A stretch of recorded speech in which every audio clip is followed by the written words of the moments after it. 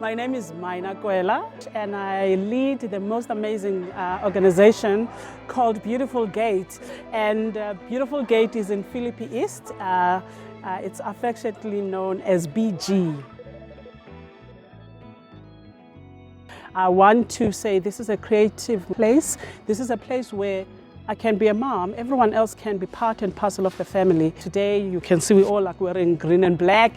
It's Child Protection Week, and then part of the things that I do and thinking about my leadership is that there are things that exist in the culture, but also there are things that needs to be challenged in the culture, because when you are leading an organization like Beautiful Gate that has it can have a Western mindset even though it's in Philippi.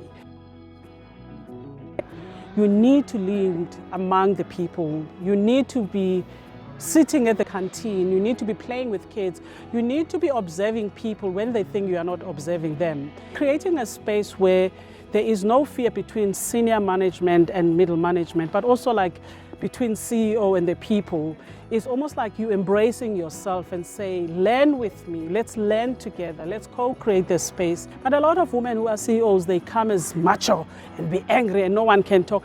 You know how you hear the dabas is when you are relaxed. And then it helps you to think, oh, you know, so in that conversation they did this. Then it helps you to shape how you're doing things as a leader, because you heard something that you should not hear, but no one thought you were there as a leader. They thought you were there like everyone else, and then that helps you to shape how you do things. So when I think of leadership, I think of the swallows are those birds. Sometimes those birds, there's the one that is in the front. That's what the leaders, sometimes you need to be at the front.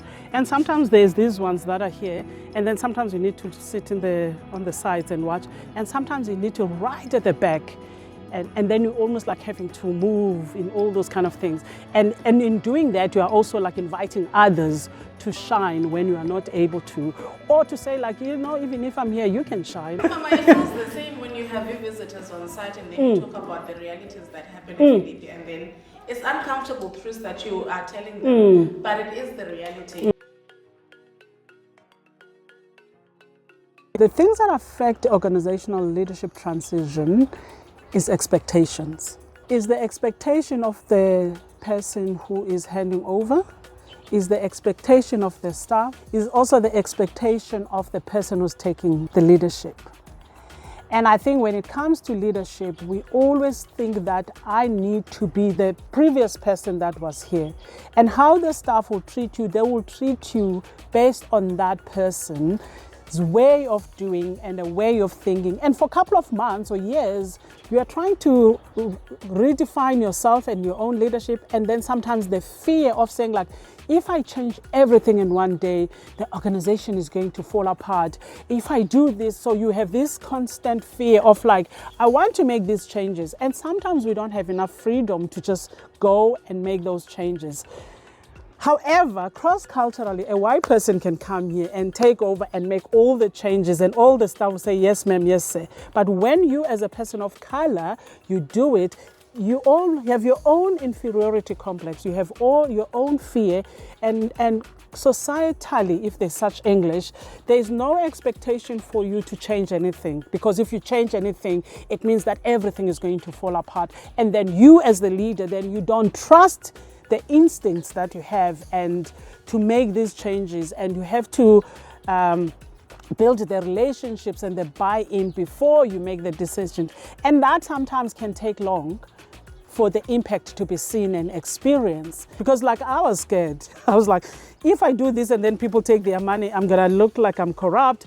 Or if I do these things, the organization is gonna fall apart. But a 2-year-old kid who went to these white schools, and a white kid can come and change everything, and everyone is going to say, oh my goodness, she's a fearless leader. But they don't think about the implications of someone like me who comes in and then people say, yo, now poverty is coming because she's here. And we've got this beautiful fields. Most of our schools don't have good fields. They can be like intersports, yeah. And that's like netball court and a basketball court, and then mainly like We have soccer here, and also, like, God willing, we also want to open on the weekends for people to come and have braais. I mean, like, we are overachievers, you know, safe social space, and then the kids can play here. I think the role of a board, part of it is governance, ensuring that those strategies and the good governance of like how the money is kept and how the organization is running and how to protect the organization to not to fall apart. And I think it must be the board that at least the people who love you, but they're not your friends, who are just going to make sure that they are giving you what you want. They must be able to give you tough decisions where it's not, because like sometimes as a CEO, you think that because you are inside doing the work, you think that you know better and you know what we need. Yes, you do, but you need people who can hold you accountable. There was those things I'm like, maybe do they understand me?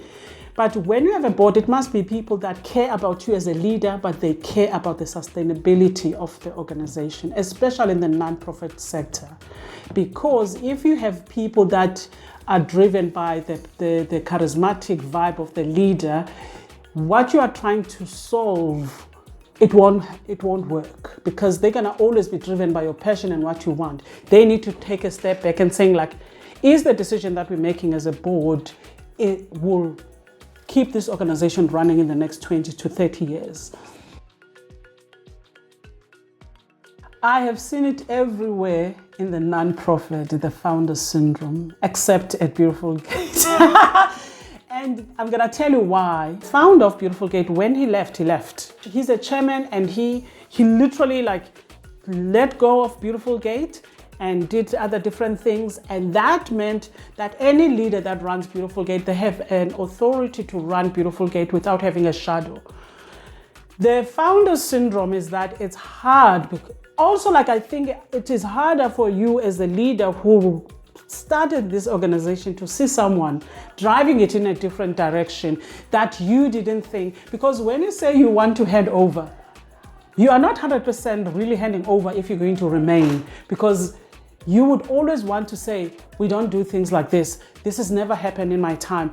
And that leader is continuously feeling inadequate.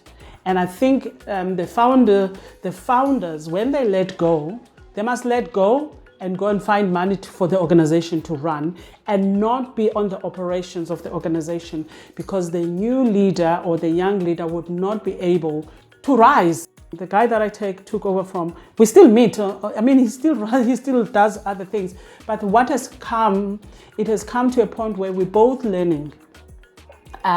And we have coffee, we have a conversation, we share ideas. But in the beginning, I also had like a serious insecurities and feeling like he should have done ABC, blah, blah, blah, blah. And then every time he says, "Mine, are you the boss?" I'm like, can I just not be a boss? Can I just, you know? But I think the holding the space so that people don't, it's very easy in South Africa for people not to trust us because our leaders, political leaders, have not been trusted.